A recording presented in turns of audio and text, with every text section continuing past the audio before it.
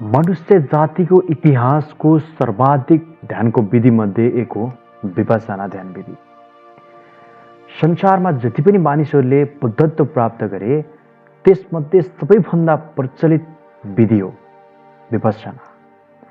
अधिकांशले विपश्यनाद्वारा नै बुद्धत्व प्राप्त गरेका छन्। विपश्यना आत्मनिरीक्षणद्वारा गरिने आत्मशुद्धिको साधना हो। यस विधिमा आफ्नै शरीर र चित्तधारामा पल पल भइरहने प्रत्येक परिवर्तनशील घटनाहरूलाई तटस्थ भावबाट निरीक्षण गरी भौतिक एवं चेतनाको यथार्थ स्वभावको बोध गर्ने प्रयत्न गरिन्छ। विपश्यनालाई आत्मनिरीक्षणद्वारा आत्मशुद्धिको अत्यन्त पुरातन साधना विधि मानिन्छ। लगभग 2600 वर्ष पूर्व भगवान गौतम बुद्धद्वारा पुनः प्रयोगमा यसलाई ल्याइएको। यसको मूल स्रोत चाहिँ सनातन हिन्दू धर्मका शास्त्रहरू नै रहेका छन्। भैरव र भैरवी अर्थात् भगवान शिव र पार्वतीको रूप, जुन भैरव र भैरवीको कुराकानीको आधारमा लेखिएको विज्ञान भैरव तन्त्र नै सबै ध्यानहरूको मूल स्रोत हो र विपश्यनाको पनि मूल स्रोत हो। ध्यानका मूल स्रोत भगवान शिवलाई मानिन्छ। बुद्धले करिब करिब संसारबाट विलुप्त भइसकेको यस पद्धतिलाई पुनः अनुसन्धान खोज गरी रोगको उपचारको रूपमा सर्वसुलभ बनाएका थिए। यस विधिको उद्देश्य चित्तमा विद्यमान सम्पूर्ण विकारहरूको निर्मूल गरी परम मुक्तिको अवस्थालाई प्राप्त गर्नु हो। यस साधनाको उद्देश्य केवल शारीरिक तथा मानसिक रोगहरूलाई निको पार्ने मात्र नभई जीवनको सबै प्रकारको दुःखहरूबाट मुक्ति प्राप्त गर्नु नै हो। यो जीवन जिउने उत्तम कला हो। भगवान बुद्धले स्वयंले कुनै पुस्तक त लेखेनन्, तर बुद्धको महापरिनिर्वाण भएको करिब 500 वर्षपछि सन् 20 तिर उनका शिष्यहरूद्वारा पाली भाषामा केही किताबहरू लेखेको पाइन्छ। त्यसमध्ये दीर्घनिकाय र मज्जिम निकाय प्रमुख मानिन्छन्। यी किताबहरूमा विपश्यना, यद्यपि बौद्ध धर्म यसलाई विपश्यना लेखिन्छ, यो सम्बन्धी लेखिएको पाइन्छ। विपश्यना ध्यान बुद्धको समयपछि हराउँदै गएको थियो, तर सन् 1950 सालतिर अमेरिका लगायतका केही देशमा बौद्ध भिक्षुहरूले यसलाई अस्तित्वमा ल्याए, जसलाई विपश्यना मुभमेन्ट पनि भनिन्छ। सन् 1976 मा सत्यनारायण गोयङ्काले विपश्यना ध्यान भारतमा ल्याए। उनी बर्मामा जन्मिए पनि भारतीय मूलका हुन्। बौद्ध भिक्षुहरूमा मात्र सीमित रहेको यस ध्यान विधिलाई उनले आम मानिसमा फैलाए। यस्तै सोही समयमा आचार्य रजनीश ओशोले यस विधिलाई आफ्नो ध्यान साधनामा सामेल गरेर सो समयमा विपश्यना संसारभर फैलियो। उनले चाहिँ विपश्यना ध्यानको बारेमा जुन बोले, जसले गर्दा सबै आम मानिसले विपश्यनालाई सजिलरी बुझे। मूल रूपमा विपश्यना ध्यान विधिका 4 चरणहरू छन्। गोयन्का ओशोको विपश्यना ध्यान विधिमा केवल पहिलो चरण मात्र सीमित छ। पहिलो चरण सजिलो र आम मानिसले सजिलै बुझ्ने हुँदा पहिलो चरणमै सुरु र अन्त्य गरिएको छ, जसले गर्दा ध्यान साधना गर्ने साधकहरूमा भ्रम उत्पन्न हुन्छ। ध्यानबाट आउने प्रतिफल अथवा पाउने प्रतिफल के हो नबुझ्दा दुविधा उत्पन्न हुन्छ। प्रशस्त मात्रामा व्यावसायिक प्रयोजनका लागि खोलिएका ध्यान केन्द्रले पहिलो चरणको विधिलाई मात्र राम्रोसँग नबुझ्दा यो महान विधि व्यवसाय मात्र भएको छ। बौद्ध ग्रन्थ महाशक्ति पठान संयुक्तमा विपश्यनाको पुरा विधि 4 चरण हुने उल्लेख गरिएको छ। जस्तो ती के हुन् भन्दाखेरि कायानुपश्यना विधि, त्यो कायानुपश्यना भन्छ त्यसलाई जुन विधिको रूपमा लिएको अर्थात् शरीरको लागि विपश्यना, वेदानुपश्यना अर्थात् वेदना तथा भावको लागि विपश्यना, चित्तानुपश्यना अर्थात् चित्त मनको लागि विपश्यना, धर्मानुपश्यना अर्थात् धर्म ब्रह्माण्ड नियमको लागि विपश्यना। विपश्यना शब्द पाली भाषाको शब्द हो। विपश्यना शब्द संस्कृत शब्द हो। विको अर्थ हुन्छ विशेष र पाश्यना, र पाश्यनाको अर्थ हो देख्नु अर्थात् विशेष रूपले देख्नु।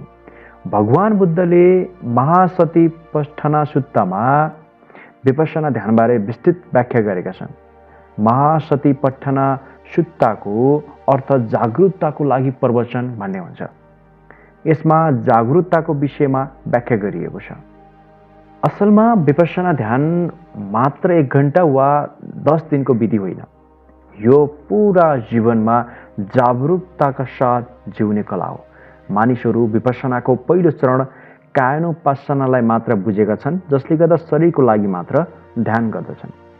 विपश्यना ध्यान मात्र पहिलो चरणमा बसेर गर्ने विधि हो र बाँकी 3 चरण मात्र मनमा जागरूकता ल्याउने विधि हो।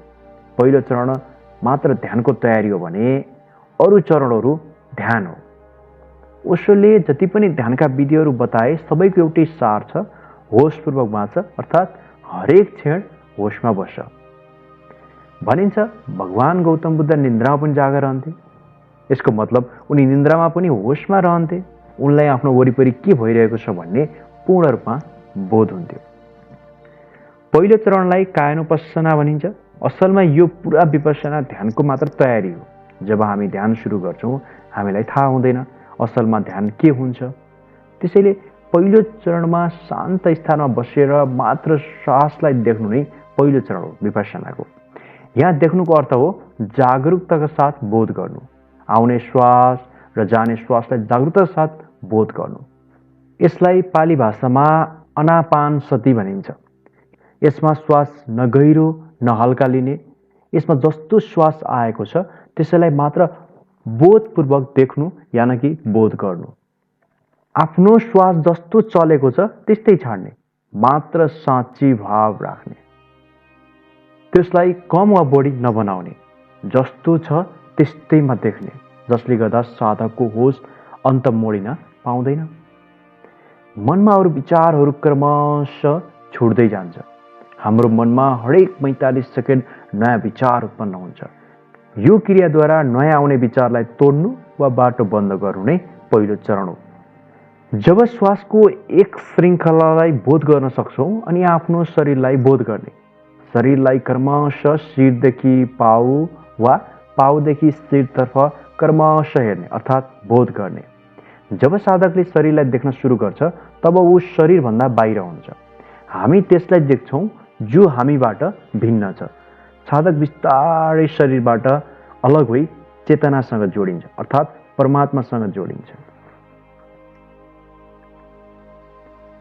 दोस्रो चरण हो वेदानुपासना अर्थात् वेदना भावलाई देख्नु। हामीलाई जस्तो सुखै दुःख कष्ट हुन्छ हामी त्यसलाई तुरुन्त हटाउन चाहन्छौँ। दुःख कष्ट हाम्रा शत्रु ठान्छौँ। जस्तो हामीलाई टाउको दुख्यो तुरुन्त औषधि चाहियो, खुट्टामा काँडा बिज्यो तुरुन्त निकाल्न चाहन्छौँ। यी क्रिया त गर्नुपर्छ, तर हामीले जति क्रिया गर्छौँ त्यसको हजारौं गुणा बढी विचार गर्छौँ। यो टाउको मलाई किन दुखेको होला, मलाई नै किन काँडा बिजेको होला, कहिले निको हुने हो, यस्ता विचारहरू हाम्रो मनमा खेलिरहन्छन्। आजको समयमा मानिसको मनमा विचारै विचार मात्र रहेको छ। यदि साधकले वेदानुपासना ध्यान गर्ने हो भने यो सब विचारलाई त्याग्नुपर्छ। भगवान बुद्धले वेदानुपासनामा यही सम्झाएका छन्। जीवन जगतमा के भइरहेको छ त्यसलाई मात्र होशपूर्वक देख, बोध गर। त्यसप्रति कुनै पनि सकारात्मक वा नकारात्मक कुनै विचार नबनाऊ, मात्र महसुस गर। खुट्टामा काँडा बिज्यो मात्र त्यसलाई देख। यो विचार नबनाऊ कि किन काँडा बिज्यो, सन्चो हुन्छ कि नै, यो सब छोड, मात्र होशपूर्वक देख। हर कुरामा समभाव राख, साँची भाव राख।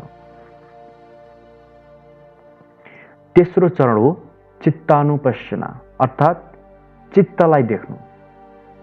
चित्तलाई मन पनि भन्न सक्छौँ। आम मानिसमा सबैभन्दा ठुलो वासना हो खाना र यौन।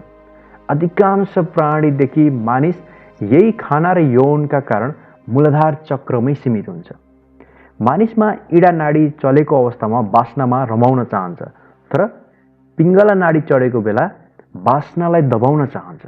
यसको मतलब यो हो कि हाम्रो शरीरमा हुने हर्मोन तथा चक्रले हाम्रो मनलाई डोर्याएको हुन्छ। बुद्ध सम्झाउँछन्, तिम्रो शरीरमा जुन नाडी चलोस् मात्र त्यसलाई देख।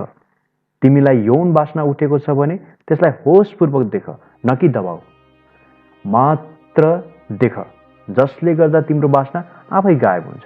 यसको मतलब यो हो, मनमा जुन विचार आएको छ त्यसको बारेमा कुनै प्रतिक्रिया नजनाउनु, मात्र देख्नु वा बोध गर्नु। चौथो चरण हो धर्मको वा पुरा विश्व नियमलाई देख्नु। अर्थात् धर्म, जसलाई पाली भाषामा धम्म भनिन्छ, जसको अर्थ हुन्छ पुरा विश्वको नियम, जुन नियमले यो विश्व चल्छ, जुन कारणले हामी यो ब्रह्माण्डमा आउँछौँ, सोही अनुसार हाम्रो भावना, इच्छा प्रभावित हुन्छ। यसको पछि यही नियम धर्म लागू हुन्छ। यो पुरा ब्रह्माण्ड जुन नियममा चलेको छ त्यसैको नियममा चल्नु नै विपश्यना हो। जब यो विश्वको नियम विपरीत चल्न खोज्छौँ अनि दुःख कष्ट भयले हामीलाई सताउँछ, सबै कुराले हामीलाई घेरिरहेको हुन्छ। भगवान बुद्धले भनेको पनि यही हो। भगवान बुद्धको सार यही हो कि पुरा ब्रह्माण्ड जसरी चलेको छ त्यसरी नै आफूलाई चलाउनु अर्थात् जिउनु। जब मान्छे प्रकृतिको खिलाफ हुन्छ उसलाई दुःख हुन्छ। त्यसैले विपश्यना ध्यानको मूल अर्थ नै जीवनलाई कुनै प्रतिक्रिया बिना ब्रह्माण्डसँग जिउनु। अझै सूक्ष्म रूपले सोच्यौँ भने यो ब्रह्माण्डमा विलय हुनु। अक्सर मानिसहरूले विपश्यनालाई श्वास विधि मात्र मानेका छन्। उनीहरू पहिलो चरणलाई पनि पूरा गर्दैनन्। अरू बाँकी 3 चरणको बारेमा त ज्ञान पनि छैन। भगवान बुद्ध अझ पहिले शिवले विपश्यनालाई पुरा जीवन जिउने कला बताए। ध्यान एक प्रयोग हो, विश्वसँग, प्रकृतिसँग सँगै जिउने मार्ग अथवा जीवनलाई चलाउने मार्ग। विपश्यनाको बारेमा जुन रूपमा व्यावसायिक रूपमा व्याख्या गरिन्छ त्यो बिल्कुलै फरक छ। विपश्यना एउटा जिउने मार्ग हो, न कि 10 दिन एउटा मेडिटेसन क्याम्पमा गएर विपश्यना गरेर यो सकिन्छ, यो होइन। त्यहाँ त मात्र एउटा तपाईहरुलाई ध्यान कसरी गर्ने विधि सिकाइन्छ, त्यही पनि पहिलो चरणको पहिला केही विधिहरू। त्यसकारण विपश्यनालाई मूल रूपमा गर्नका लागि पहिला विपश्यना ध्यानको बारेमा पूर्ण रूपमा बुझ्न जरुरी छ। जबसम्म तपाईले ध्यानको बारेमा बुझ्नुहुन्न, जान्नुहुन्न, तपाईले अरूले सिकाएर जान्नुहुन्न। त्यही भएर हरेक कुरामा ओशोले भन्नुहुन्थ्यो, मानव मत जानो, अर्थात् कुनै पनि कुरालाई त्यसै स्वीकार नगर्नुस्, त्यसै विश्वास नगर्नुस्, यसै बहकाइमा लहलहीमा ध्यान नगर्नुस्। पहिला ध्यानको बारेमा, विज्ञानको बारेमा, ध्यान विज्ञानको बारेमा बुझ्नुस् अनि बल्ल ध्यानतिर प्रवेश गर्नुस्।